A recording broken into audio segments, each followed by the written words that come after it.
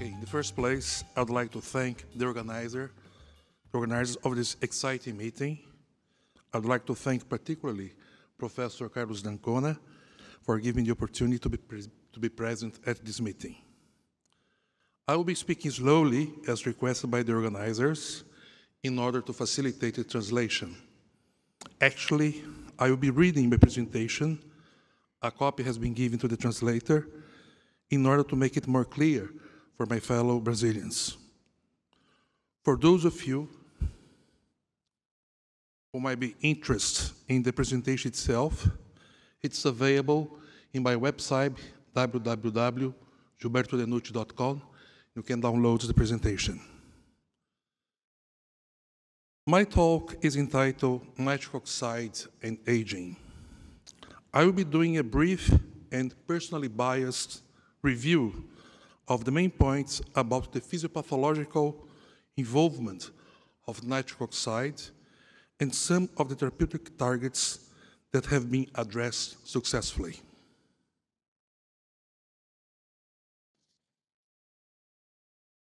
The Nobel Prize Committee decided in 1998, actually the 100th anniversary of the death of Alfred Nobel, to choose nitric oxide as the research subject for the Medicine Prize.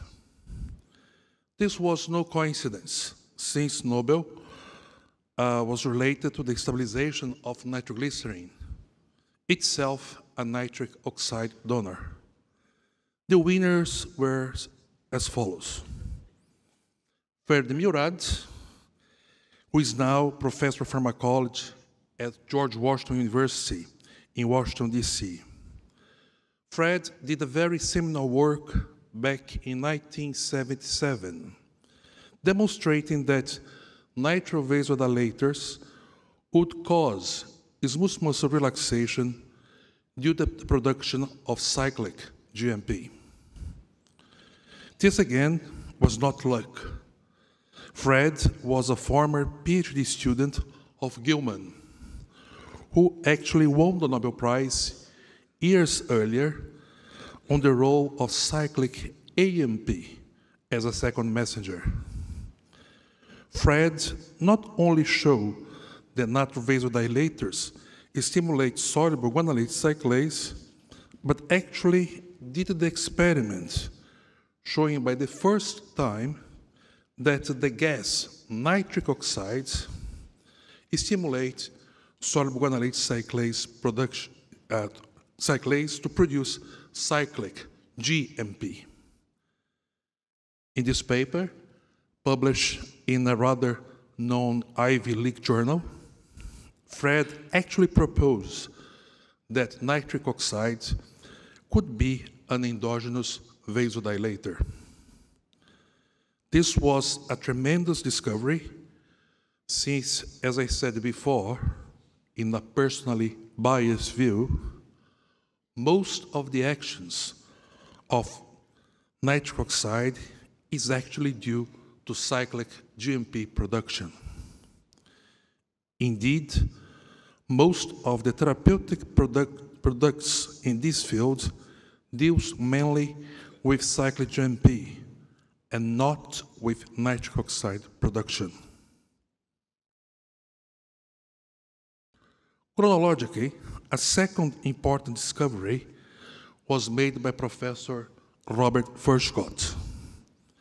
Bob Furchgott was the first scientist to use the rabbit isolated aorta as a pharmacological preparation. This back in 1952. Bob knew for many years that acetylcholine could cause in this preparation either constriction or relaxation. After almost 30 years, he figured out the reason. It all depended whether the aorta, when it was removed, whether the endothelium was present or not. If you remove it carelessly, the endothelium would be damaged. If removed carefully, it would cause the aorta to relax with acetylcholine. In a series of very elegant experiments, Bob demonstrated that endothelium released a factor that he named endothelium-derived relaxing factor. Bob Furchgott was again, this time together with Professor Lu Iñarro, the first to suggest that EDRF, or endothelium-derived relaxing factor, was nitric oxide. Bob passed away 5 years ago. Lu Iñarro was the first, together with Bob, to suggest that endothelium-derived relaxing factor was nitric oxide, and eventually went ahead and demonstrated in a complex biochemical experiment that EDRF had the same ability of nitric oxides in causing the formation of nitrosyl hemoglobin. As I will show you later, Professor Iñarro did some further brilliant work on the development of inhibitors of PDE5, or phosphodiesterase type 5, for the treatment of erectile dysfunction. Professor Iñarro is now a retired professor of pharmacology from the University of California, Los Angeles.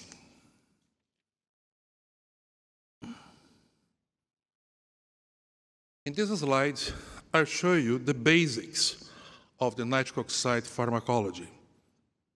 Nitric oxide is synthesized by a family of enzymes called nitric oxide synthase, represented as NOS. Nitric oxide synthases are located in many cells and present several isoforms, which I will not address in this talk. The main point is that nitric oxide synthase uses L-arginine as the substrate to produce nitric oxide. This is the main reason why so many nutritional supplements marked as important for the cardiovascular system contain L-arginine. From a more conservative point of view, there is no clinical evidence that L-arginine supplementation has any beneficial effect for the people who take it. One possible explanation for this lack of efficacy is that apparently there is a lot of arginine around the enzyme anyway. Supplementation of L-arginine to endothelial cells in vitro do not cause increase in nitric oxide output. Most of the L-arginine food supplements contain also other substances, mainly substances designated as antioxidants, which, like L-arginine, are thought to be beneficial for the cardiovascular system. Once nitric oxide is produced,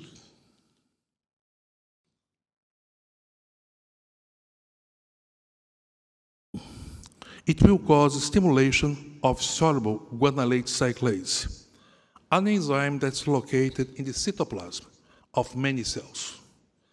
Soluble guanylate cyclase will produce cyclic GMP,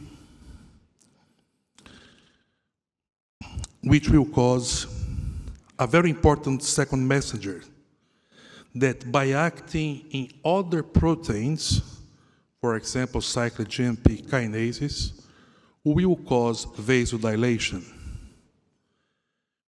in platelets, increase in cyclic GMP content cause inhibition of platelet adhesion, an important step in thrombi formation.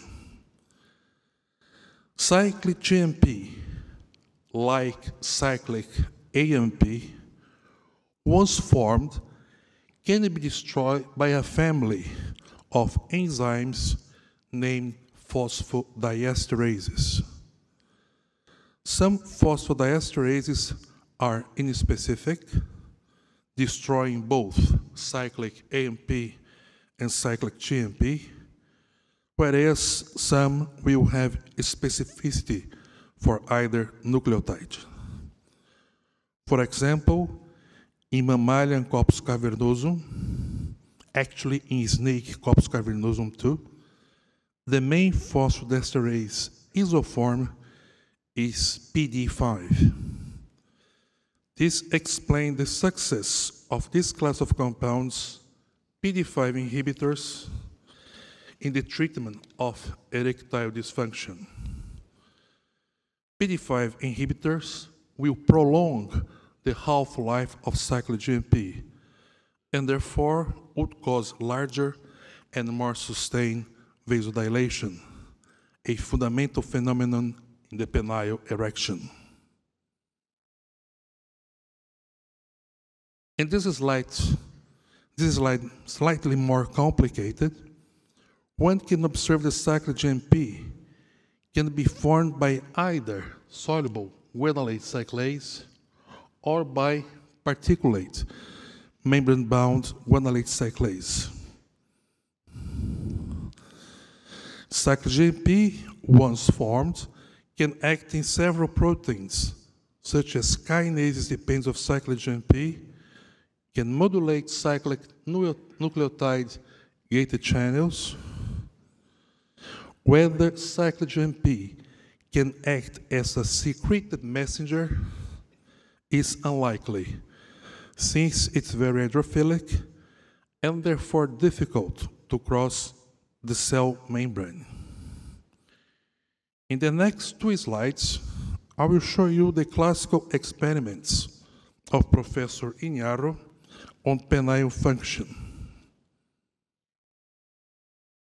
The first one, Professor Iñarro took a sample of human Corpus cavernosum and used a vasoconstrictor agent to contract the Corpus cavernosum. When he applied an electrical field stimulation in the Corpus cavernosum in increasing frequency, it caused nerve despolarization and relaxation of the Corpus cavernosum. This relaxation was inhibited when a modified arginine, NAA, was incubated in the tissue as a false substrate. When more arginine was incubated, the effect was reversed. In the second experiment, as the first one, the human Corpus cavernosum was contracted and the electric field stimulation was performed, causing the Corpus cavernosum to relax. Now Professor Iñarro incubated the tissue with a non-specific phosphodiesterase inhibitor produced by May and Baker, and demonstrate that the relaxation induced by the electric field stimulation was augmented in the presence of this non-specific PD inhibitor, indicating the potential of this type of compounds to treat erectile dysfunction.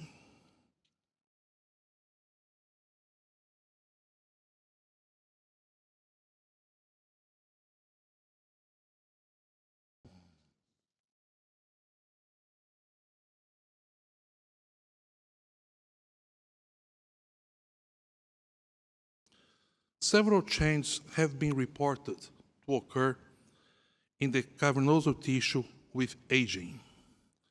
For instance, the percentage of smooth muscle cells steadily decreases with aging. This is accompanied by excessive deposit of collagen fibers that results in fibrosis in corpus cavernosum. The essential factor that determines the ability of achieve normal penile corporal veno-occlusion is the percentage of corporal smooth muscle content. Decrease of smooth muscle cell content is significantly associated with corporal veno-occlusion dysfunction and ultimately increase the severity of erectile dysfunction. Post-mortem studies have revealed that aging is associated with increasing degrees of atherosclerotic vascular alterations in the arterial bed of the penis and also increased neuronal atrophy. Another major player in the erectile dysfunction observed in aging men is declining testosterone levels. A decline in testicular function with a consequent decline in testosterone level is a common occurrence in older men. Decrease in testosterone level is associated with decrease in matrix metalloproteinases, enzymes that degrade extracellular matrix. This decrease will further aggravate smooth muscle atrophy. Transforming growth factor beta, TGF-beta1, is a protein that controls proliferation, cellular differentiation, and other functions in most cells. TGF-beta1 increases collagen synthesis and corpus cavernosum smooth cells in vitro. Testosterone also modulates expression of nitric oxide synthase in corpus cavernosum. Can we do anything about it to reverse penile fibrosis?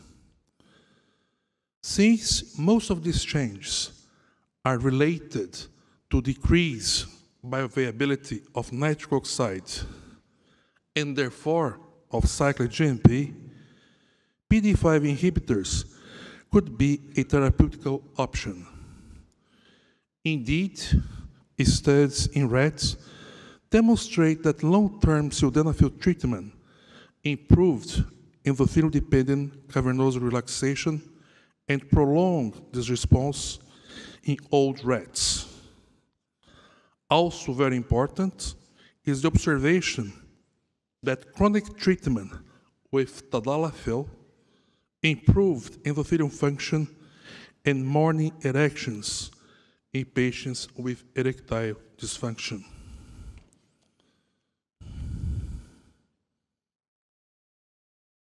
As men age, there is an associated increase in the frequency of pathologic diseases affecting the genitourinary tract.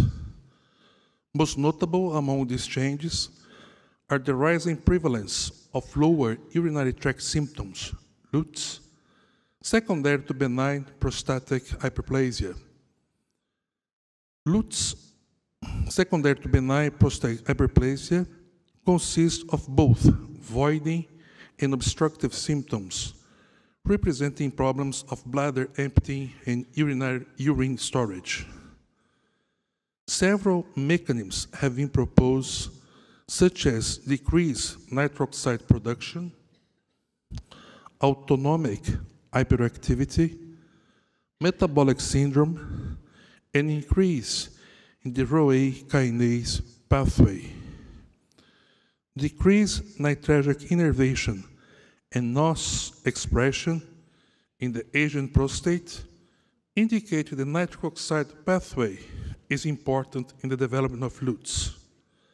Again, several clinical trials with chronic use of PDE5 inhibitors demonstrate improvement in LUTS. And here, I will take another biochemical dive to introduce some novel therapeutic agents. As I have shown previously, nitric oxide stimulates soluble guanylate cyclase, which leads to production of cyclic GMP. In penile erection, nitric oxide comes mainly from the nitrogen terminals and from the vasculature endothelium. If a patient has a severe decrease in nitric oxide production, it's likely that this patient you will have a very small stimulation of soluble guanylate cyclase, and therefore very little production of cyclic GMP. In this case, it may happen that even with the use of PDE5 inhibitors, the patient may not reach enough cyclic GMP levels, and therefore the therapeutic effect may not be seen. The stimulation of the soluble guanylate cyclase by nitric oxide occurs by the binding of nitric oxide to the IMI group of the soluble guanylate cyclase. Nitric oxide binds to the IMI group, and with that activates the catalytic center of the enzyme. A very interesting finding was that enzyme soluble guanylate cyclase exists in two different states, one reduced and one oxidized. In the oxidized state, the catalytic center is no longer connected to the heme group. Therefore, in the oxidized state, nitric oxide production would not cause stimulation of production of cyclic GMP. With that in mind, two different classes of products have been developed. The stimulators of soluble guanylate cyclase that act on the IMI group, the same group that acts nitric oxide, therefore bypassing the need for nitric oxide production to increase cyclic GMP. And the second class of drugs, known as activators of soluble guanylate cyclase, which act on the oxidized soluble guanylate cyclase. To give an example of the action of these compounds and to put them in the context of this meeting, I will borrow some nice experiments done under the supervision of Professors Antunes and D'Ancona at the University of Campinas. The first one shows the effect of a stimulator of soluble guanylate cyclase, BA41722, in a nitric oxide deficient rat. The rat was made deficient of nitric oxide by chronic administration of an inhibitor of nitric oxide synthesis called L-name, in this slide represented by LN. As one can see from this slide, animals treated with L-name have an increase in the number of non-void contractions when compared with either control or dimethyl sulfoxide control groups. Good treatment with the soluble guanylate cyclase stimulator, BA41272, nearly normalize those spontaneous bladder contractions when compared to the L-name group.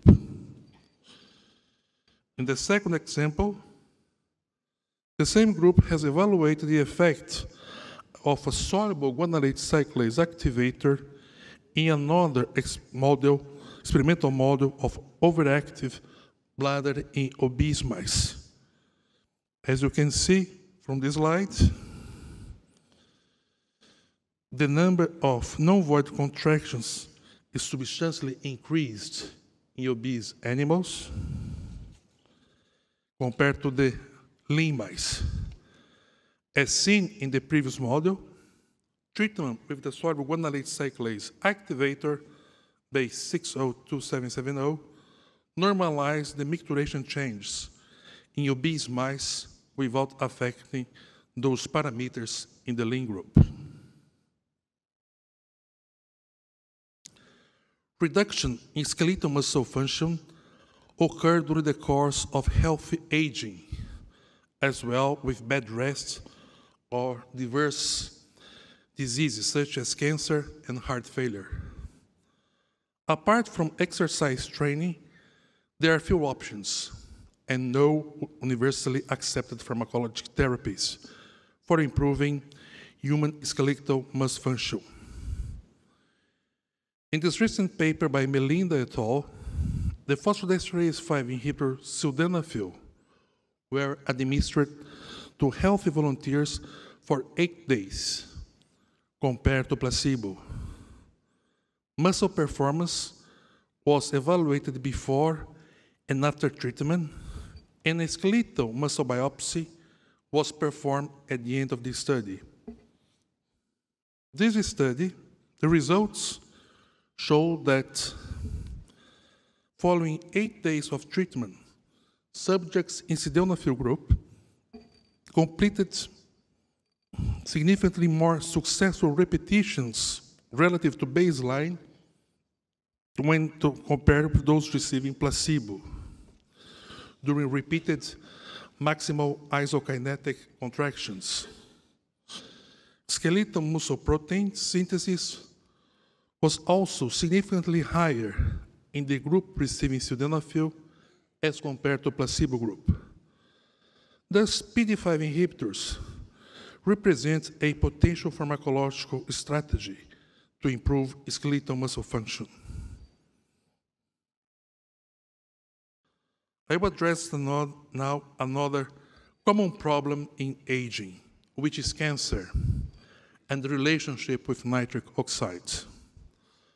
Application of nitric oxide or cyclic GMP regulating agents to various cancer cell lines or animal models has generated controversial results, and whether the pathway is beneficial or detrimental in cancer is still open to questions. The group of Professor Murad, examining the nitric oxide soluble guanylate cyclase and cyclic GMP pathway in human glioma tissues and cell lines, found that the expression of soluble guanylate cyclase subunits was significantly lower in glioma preparations and cell lines. Therefore, they propose that restoring soluble guanylate cyclase expression genetically would reverse the aggressive course of glioma. In this slide, it's shown that orthotopic xenografts of glioma cells with a high expressing soluble guanylate cyclase stable clone increase the survival time of atemic mice compared to control or Avastin treating or Avastin and Temodal treated animals. 2 minutes? Okay, one slide. These findings indicate the endogenous elevation of cyclic GMP in glioma cells inversely correlate with glioma cell proliferation and colony formation. Similar results were also obtained with pharmacological modulations that lead to increase of cyclic GMP contents in glioma cells. Research on the new function of nitric oxide cyclic GMP signaling in cancer biology could lead to novel and innovative approaches to cancer therapy. To finish, I spoke a lot about cyclic GMP being responsible for many actions of nitric oxides.